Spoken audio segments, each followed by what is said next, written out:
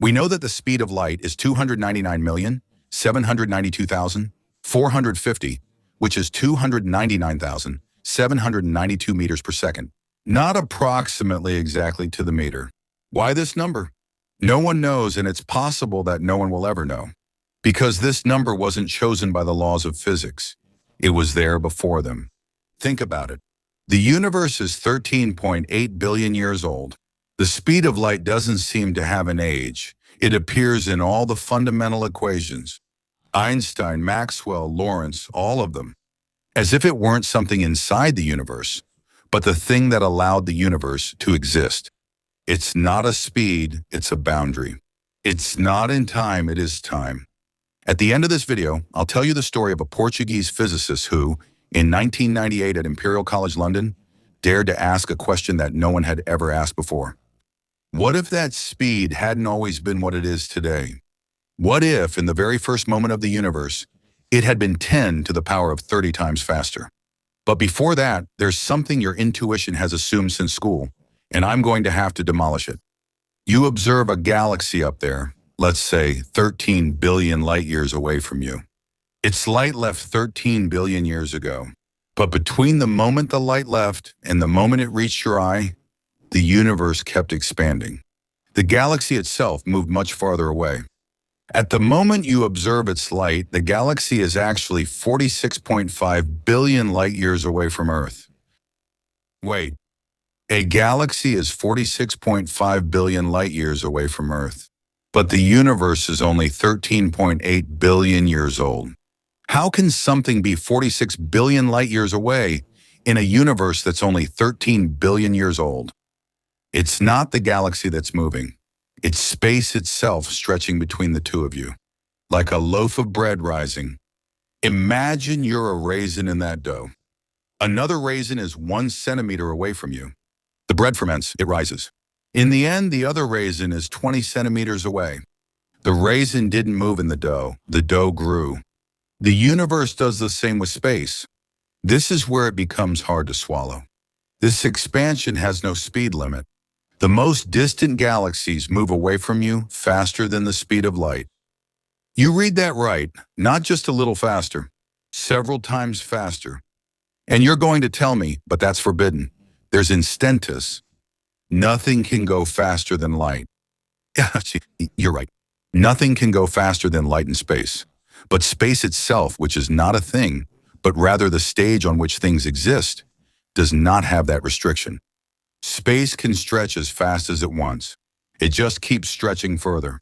Since 1998, we know that this expansion is accelerating. Discovery by Sal Perlmutter and Brian Schmidt, Nobel Prize in 2011. So there is a boundary, about 14.4 billion light years from you, beyond which everything is moving away faster than light. The light emitted there will never reach here, not in a billion years, not in a trillion years, never. The entire universe outside this sphere exists and is, for us, forever inaccessible. In this inaccessible region, the question becomes truly strange. Why is the speed of light there the same as it is here? When I ask this question, almost everyone gives me the same wrong answers. Wrong answer number 1. The speed of light is the same everywhere because it's a property of light itself. Wrong. In glass, it's slower, 2/3 of c. In water, 3/4. In ultra-cold gases studied by Lenny Howe at Harvard in 1999, light was slowed down to 17 meters per second, the speed of a cyclist. So, it's not a property of light, but a property of what then? Wrong answer number 2, it's constant because it was measured. Wrong, and deeper than that. Since 1983, the speed of light is no longer measured, it is defined. The meter is defined as the distance that light travels in a vacuum in 1, divided by 299,792 of a second. If tomorrow the speed of light changed, the meter would change with it. We don't measure light with the meter, we measure everything else in relation to light. It's not a measurement, it's an anchor. The entire metric system hangs on this number. Wrong answer number 3, the hardest one to quit. It's arbitrary. It could have been another number. Wrong. Probably the most wrong of the three, because C is not alone. She lives in relation to other constants. The charge of the electron, Planck's constant, and together they give a pure, unitless, dimensionless number. This number is about 1 over 100. It's 1 over 137.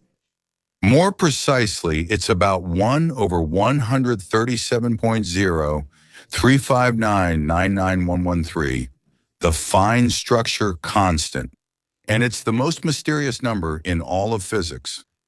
If we change C or change 1 over 137, everything falls apart. No atoms, no chemistry, no stars, no you. So C is not arbitrary. It seems to have been fine-tuned. By whom? Why? So that the universe can exist. And it's exactly this mystery that obsessed Feynman. Imagine the universe is a movie. You can pause, fast forward, zoom in. Each frame represents an instant of the cosmos, each atom in its position, each galaxy spinning. Now ask yourself, where is the speed of light in the movie? Are you going to look for it? Are you going to pause at the formation of stars? At the Big Bang? At the evaporation of black holes? And you won't find it anywhere. Because C isn't in the movie. C is the projector's frame rate. The speed at which the film goes from one frame to the next. It's not part of what's being filmed. It is the condition for the film to exist as a film. If you take away C, there's no slower universe. There's no universe at all. There's a collection of frozen, disconnected moments where no cause has time to reach any effect. So the image I want you to take with you is this. The speed of light is not a property of something that exists in the universe. It's the grammar of the universe, the rule that tells how here becomes there, how now becomes later. And here I need to be honest. No one completely understands this. Feynman himself used to say that there are things in physics we need to accept without being able to visualize them in the classical way. What I'm offering you is an intuition. It's not the final truth, but it points to the fact that the equations state plainly. There is, at the foundation of everything, a number that is not a characteristic of the content of the universe. It's a characteristic of the container, and the container can be older than the content. Here is where I want to talk about Feynman. In 1985, Richard Feynman published a small book called QED, the theory that describes how light and matter interact. The most precisely tested theory in all of physics, confirmed up to 10 decimal places. Feynman was already ill. He would die 3 years later. The book was, in a way, a final transmission, and in it, Feynman talks about a number that haunts him. He calls it a magic number. 1 over 137. He writes something that, when I first read it, made me close the book and go out for a walk. Because one of the greatest physicists of the 20th century, a Nobel laureate in 1965, admitted that he didn't understand the number that is at the heart of everything he studied. He says, and I'm paraphrasing because the quote is protected, that all good theoretical physicists should have this number posted on their wall and ask themselves every day where it comes from. That it's one of the greatest damn mysteries in physics. And he adds, you could say it was the hand of God that wrote this number, and we don't know how he pushed the pencil. Feynman was not religious. When a man like him invokes the hand of God, it's to signal that science has reached a wall whose top it cannot see. And what does this number contain? It contains the speed of light. It contains the charge of the electron. It contains Planck's constant. Relativity, electromagnetism, quantum mechanics. 3 pillars of modern physics encapsulated in a single pure number. Which means something dizzying. Extraterrestrials in another galaxy, with completely different units, would arrive at the same number. About 1 over 137. The only true number in physics, and nobody knows why it is this one. 40 years after Feynman's book, we still don't know. No theory can derive the value of 1 over 137 from more fundamental principles. The number is still there, embedded in the heart of the universe, like a message in a language we've lost. And the speed of light is inside it. I have to confess something that complicates everything.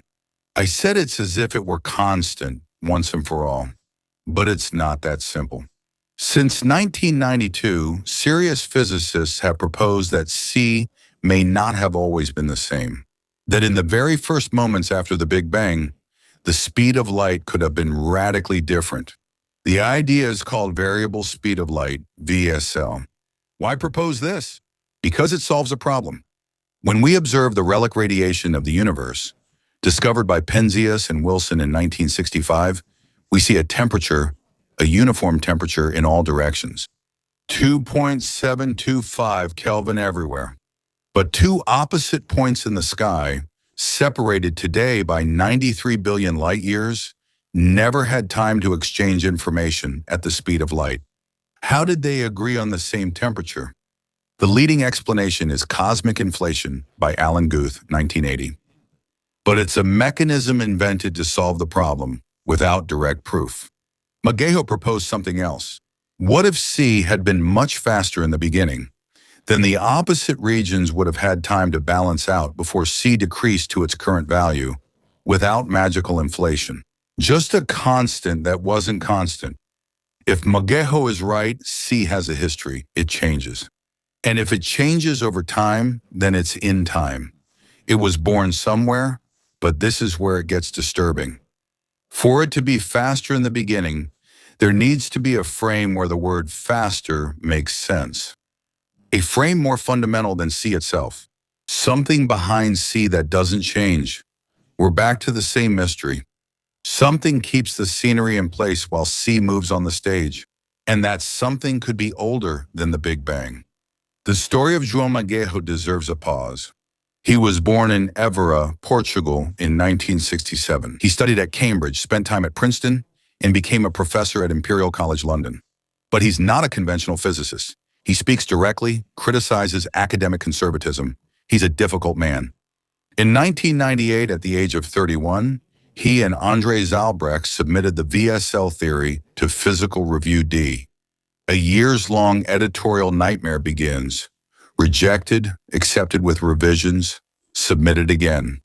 And meanwhile, John Moffat, who had published the same idea 6 years earlier, in 1992 without anyone paying attention, finds out and protests. It's a typical scientific injustice. The right idea at the wrong time or by the wrong person gets ignored. The same idea 10 years later becomes famous. But the idea is testable. If being changed, we should see traces in the light from distant quasars, in anomalies of the cosmic background. And some observations point in that direction. Not conclusively, but enough for the theory to remain standing after 25 years. In 2024, the James Webb Telescope found ancient and massive galaxies that are too big for the standard model. It's not proof of the VSL, but it's the kind of anomaly it would explain. And here I close what I opened at the beginning. João Magejo's theory wasn't accepted, but it didn't die either. Because even if it's wrong, it forces everyone to ask themselves the same question as Feynman.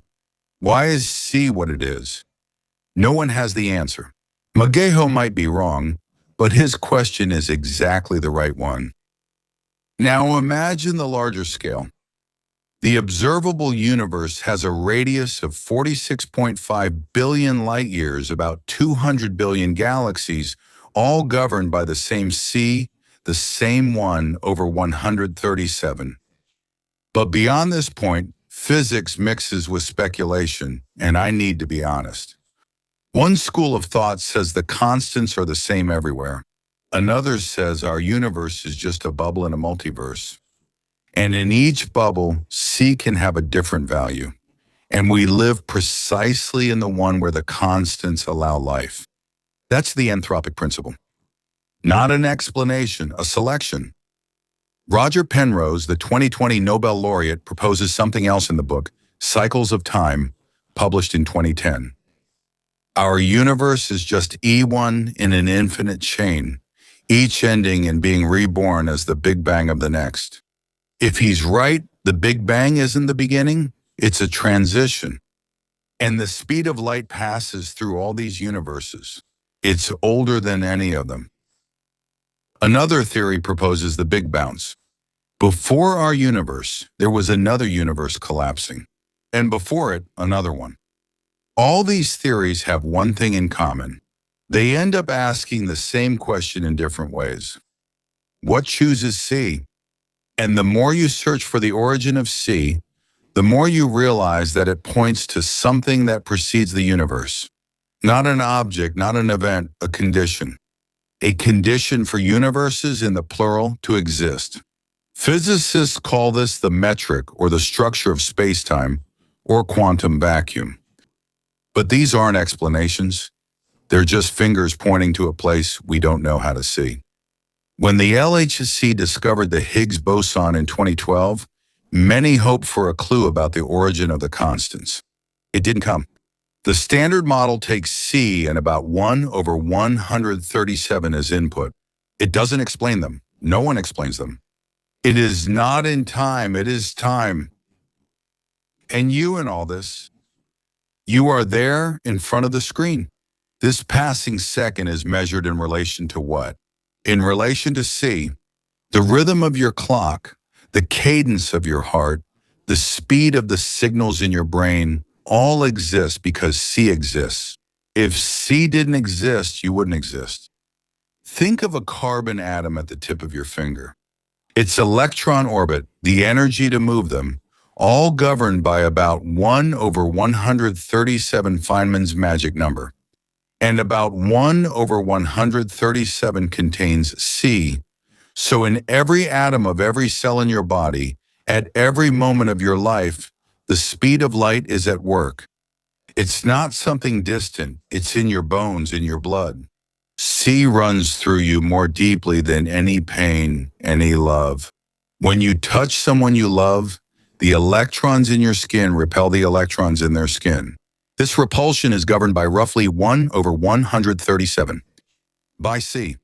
This contact doesn't exist without C. A gesture that depends on a number that might have been there even before the first stars lit up. And if you've lived long enough to see someone grow old by your side, you know there's a rhythm in time that isn't negotiable. The wrinkles, the changing voices, the hair turning white, all in a cadence that no willpower can stop. What you might not know is that this cadence is, deep down, set by C. Your life doesn't have an arbitrary pace. It has the pace of the universe. And this pace might not have started with your life, not even with the Big Bang. Maybe it was already there, set, waiting for something to happen. If C is older than the universe, older than time, then you are built atom by atom upon something that preceded everything. You are the temporary dance of a choreography that existed before the dancers. That doesn't make you immortal. It's not spiritual comfort. It's a strange physical fact. You are new. You began one day in your mother's womb. It will end today. But the framework in which you were born, the invisible background that makes atoms become cells and cells become a person, maybe that framework never really began, and maybe it will never end. You are a moment. The grammar of the moment, it is eternal. When I started reading about this, I thought it was just a cosmological curiosity. No impact on daily life. I was wrong. I changed the way I look at the sky. When I go out at night, I no longer see just light traveling from afar. I see the trace of a rule that was there before the stars existed. And when the sunlight falls on the buildings in the morning, sometimes I remember that this light left the sun 8 minutes and 20 seconds ago. It traveled 150 million kilometers at the speed limit, a speed perhaps older than the sun itself, older than the matter in the walls. And in that brief moment when the light touches the stone, two eras meet, the eternal and the ephemeral. I'm not saying this to make you feel something. I'm saying it because that's what happens to me when I think about it for too long. And maybe it happens to you too. Not now. Maybe in a few days, waiting for a bus or watching a child cross the street. Something will come back to you. No one has the answer. But the question remains, older than us, older than the sky we look at. Why 299,792,458 meters per second and not another number? Why 1 over 137 and not another? Why this universe and not another? Feynman used to say that nature has a particular sense of humor. It gives us numbers that we can measure precisely and that we can't explain. It shows us the structure, but hides the builder. The speed of light is not a speed. It's not in the universe. It's the framework. It's not in time, it is time. And maybe, just maybe, it's what was left when there was still nothing.